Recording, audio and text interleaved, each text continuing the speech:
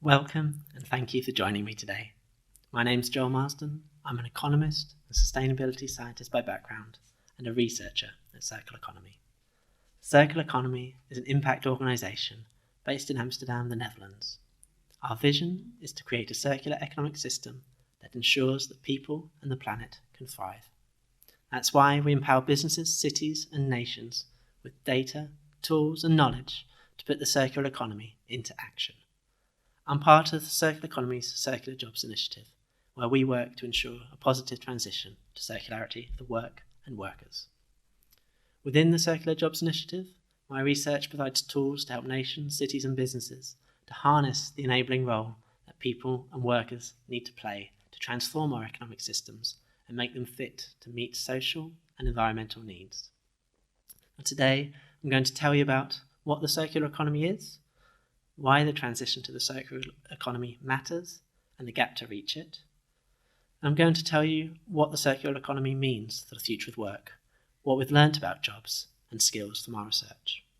I then end with some advice on working towards the circular economy in your own lives. But first, I want to take you on a journey that shows how we've designed the world around us and what this means for the people working in it. So, at 6:30 a.m, a woman leaves her home and waits for the bus to take her to work. After a 2-hour journey, she arrives at the factory and work begins. Her workday on the assembly line typically lasts 12 hours. No talking, no sitting down, no drinking water at her station. The day's task is to assemble back colours for a smartphone. The quota is 600 per day, or 1 per minute.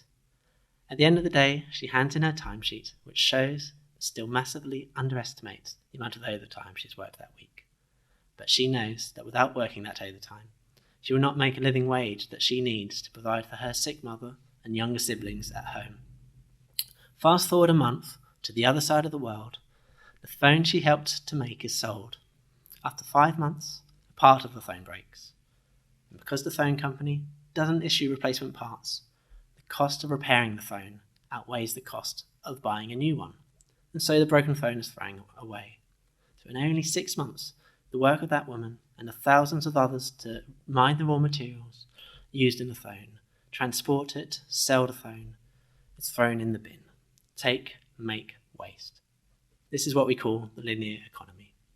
Now I'm sorry to say that that's the reality of how most value chains operate across the world and the working conditions for the people within them. At Circular Economy, we believe in a different economic system, one in which both people and planet can thrive. The circular economy seeks to design out waste, to regenerate natural ecosystems, and to keep materials and products in use as long as possible.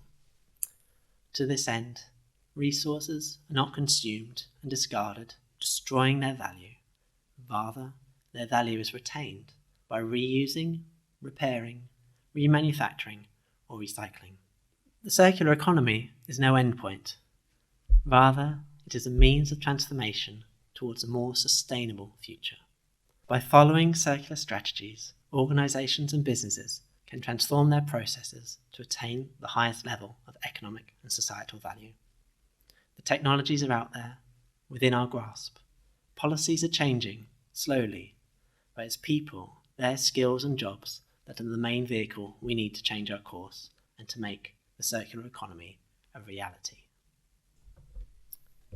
But to date, the circular economy is still a vision. Today, we're using 3 times as many materials as we did 50 years ago. The Earth is already more than 1 degree warmer. Now, not all countries and communities are equally responsible. Those with the highest incomes and rates of consumption are, while the consequences are also not evenly shared. And we at Circular Economy believe that we can't change what we don't understand. Our research has found that of the more than 100 billion tonnes of materials that enter our global economy every year, only 8.6% are reused. We call this the circularity rate. And if the world is only 8.6% circular, it means that 91.4% of all materials we use go to waste. And the bad news is the circularity gap is growing. In 2018, the world was still 9.1% circular. The good news: we need to only roughly double the current rate of 8.6% to limit global warming to below 2 degrees and meet the safe limits set out in the UN Paris Agreement. The latest report we published at Circular Economy, the Circularity Gap Report, offers 21 solutions that can help us achieve this. Taken together, they can cut 39% of global emissions and 28% of virgin resource use. But not all of the proposed solutions will work for all countries. And while nations and cities around the world have similar needs, they also need tailored roadmaps to change. Different contexts require different pathways. The Circularity Gap Report therefore distinguishes 3 broad profiles which exhibit some common needs and structural parallels. Despite clear differences between countries and cities, the profiles help us to understand which circular economy interventions will be most suitable in which contexts. So we have 3 profiles of shift, grow, and build.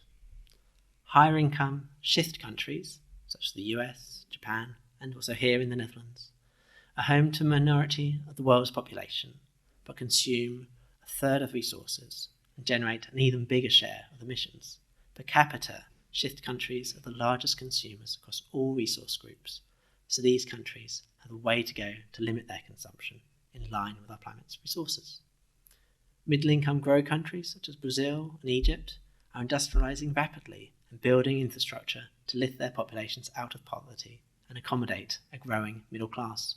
And they're also using a disproportionate amount of resources. Then there are the lower-income build countries, such as Nigeria. They currently transgress few planetary boundaries, if any at all, but struggle to meet their basic societal needs. And the same applies at city level. So let's imagine Amsterdam or Taipei City do indeed transition to the circular economy. Clearly, this wouldn't be possible without the people who work in those regions. What would a circular economy look like? What would work look like in a circular economy? And what are the jobs and skills that can make that circular economy happen? So let's begin with the first question.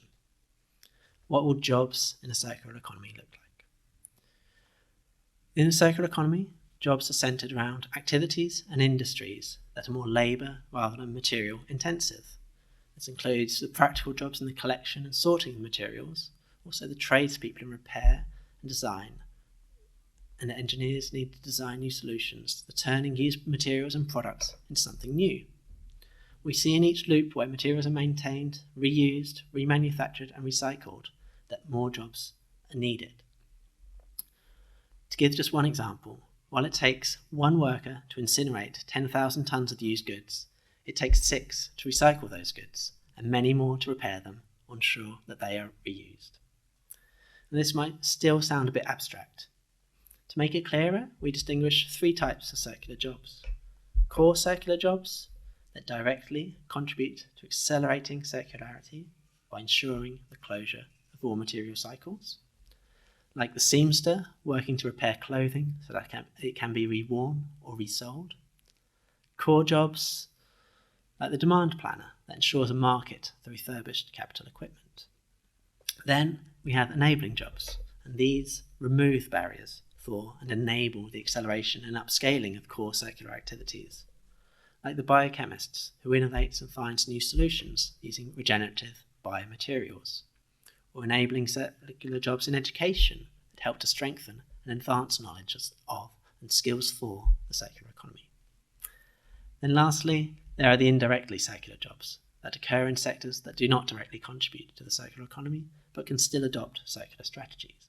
This includes jobs like computer programming or logistics that provide services to the circular activities. At Circular Economy, we provide a baseline for cities and nations to measure how many jobs are already contributing to the circular economy, where and in which sectors. To show this, we use our Circular Jobs Monitor. Building on our work to calculate the jobs that support the circular economy in New York, Scotland, the Netherlands and Belgium, this will soon be expanded to include data from hundreds of cities from across the world, thanks to the support from the UN Environment Programme.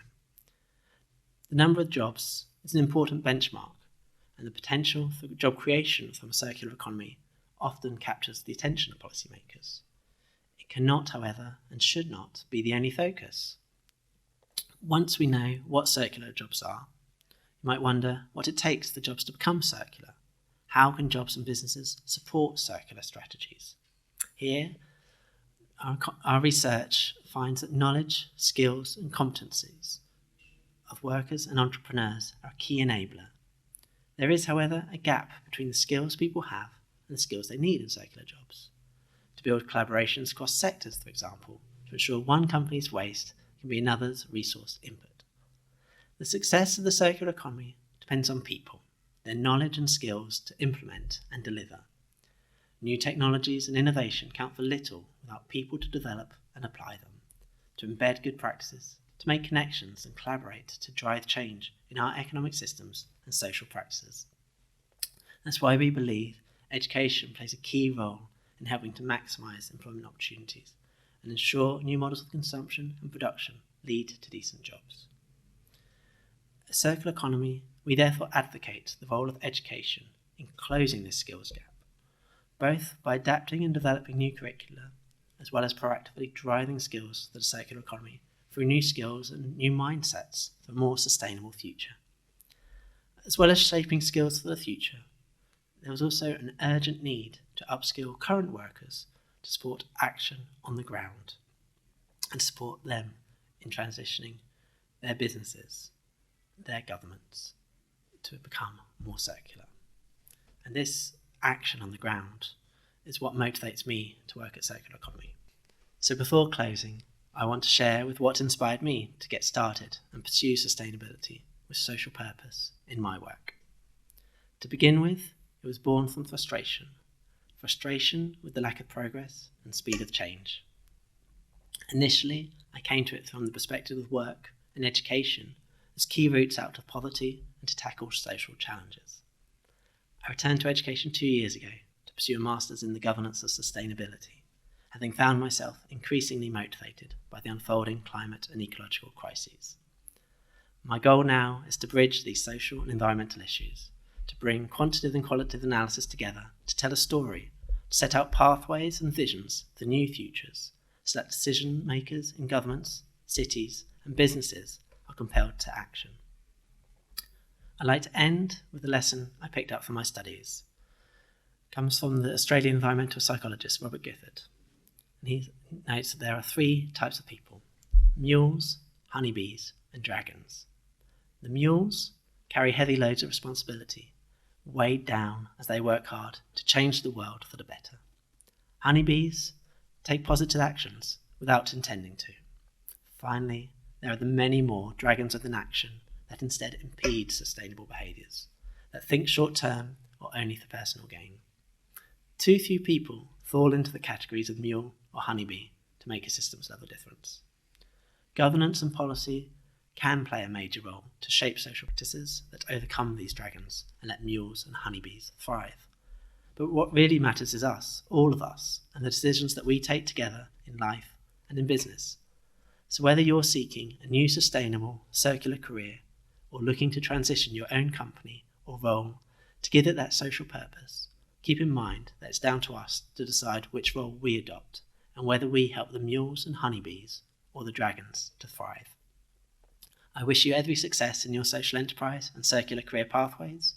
If you have questions and want to know more, you can download our reports at the links on screen. I've been Joel Marsden at Circular Economy, and thank you